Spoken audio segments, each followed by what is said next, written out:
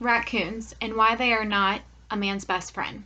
Cats and dogs have been proven to be the most popular house pet for all families, but it's not the only pet that families have been bringing into their homes.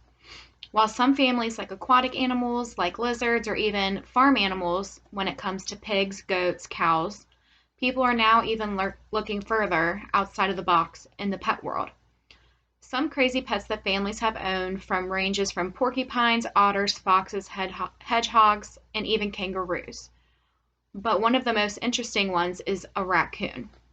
While raccoons can be very cute and cuddly looking, it can be assumed that they are not meant to be kept in the home. There are many reasons why you should not own a raccoon, such as they are messy, hard to train, they carry diseases, and as they mature, they are not friendly critters at all. While they are very cute with their little mask faces, do not let the cute looks fool you. From being raised in the wild, raccoons have picked up some messy habits. Raccoons are not easy to train, and they are also hard to break from their original habits from the wildlife. One habit that raccoons have that is not logical is in an in-home setting how they eat. One thing they can do with eating that is not safe in a home is they use 5 fingers. They use their hands wide open, so that gives them much more mobility to make a mess, to grab things, to grab food, to throw food, creating a mess for you to deal with whenever they're finished done eating. Lastly, it's not easy to train them. It can take several months and even years for a raccoon to pick up just basic commands. Rather like a dog, like you can potty train or you can, make them obedient in little to no time. Even if you start working with raccoons at birth, they still don't pick up the concepts that any normal animal would pick up. This is all just basic ways of life that you will struggle every day with having a raccoon as a pet. As raccoons get older, they have habits that kick in. If a raccoon ever gets scared or feels intimidated, they are prone to attack.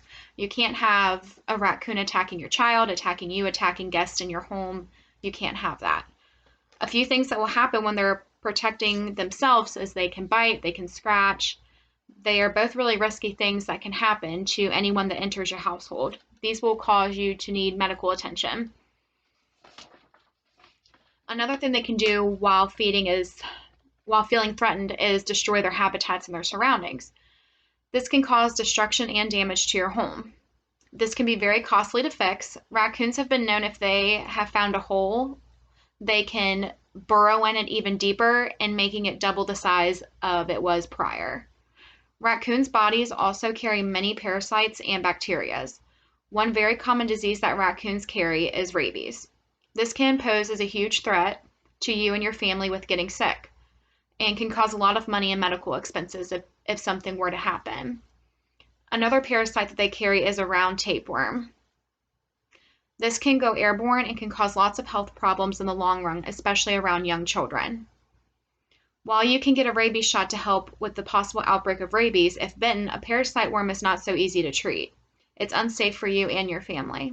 A few other infectious diseases that they can carry are salmonella and leprosariasis, both that can make you very, very sick, and it's not ideal to carry those bacteria and viruses within your home. Lastly, with owning a raccoon, finding help with a veterinarian or boarding is nearly impossible. Most vets do not have experience on taking care of wild animals like raccoons and the sicknesses and the diseases that they can carry. Sicknesses in raccoons is not widely studied in veterinarian schools because they're wild animals. They're not domesticated to be around other people. With that, if you were having a raccoon that needs medical attention, it's not going to be easy to treat, which can cause problems for the animal itself, for you and your family, and your wallet. It's going to be very expensive to treat for a raccoon because not many people know how to treat this animal. While raccoons can be very affectionate animals, the idea of keeping them for the long haul is not practical. Unfortunately, as they mature, they go back to their old ways, and that's wild. They can be very difficult to live with, especially if they're menacing all over your house. The sickness and messes that they can cause can be very costly and unnecessary in a home setting.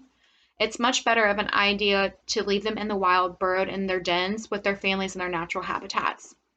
I really do believe that you should not bring something out of the wild into a home-like setting. If you ever were to release the animal, it wouldn't know how to survive on its own. But other than them making messes, carrying diseases, and being overall aggressive, that's just another reason why.